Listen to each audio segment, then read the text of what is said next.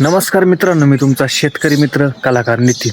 आता तुम्हाला सांगतो, सकाळी सकाळी राहती कांद्याची गाडी भरायची. काय माणसाचं नियोजन वेगळं, पण नियोजन सगळं वेगळंच होऊन जातं. म्हणजे जसं माणसांना नियोजन अखेर राहतं ना, तसं होतच नाही बा.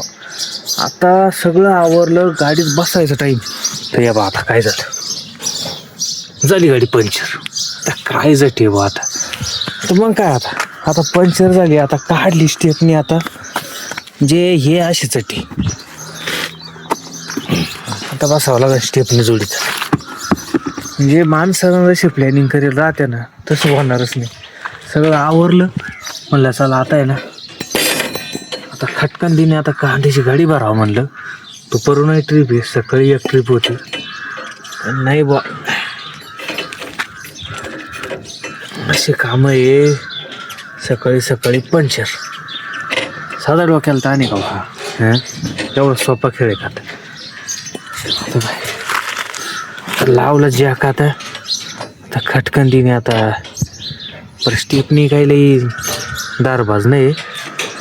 मग बरं आहे, आता शेवटी स्टेपनीची ती शिजते बा. आता बरं तरी नेमकी सकाळी सकाळी झाली, म्हणजे कांदे भरायच्या अगोदर झाली म्हणून बरं आहे. अशी जर कांदे भरल्यावर जर गाडी पंक्चर झाली असती ना, मला सांगतो अशी गाठ आली असती काही मापच नाही. आता ना हा स्टेप पण खटकन जोडून घेतो, पंचाला कुठंतरी टाकून देतो रस्त्यात.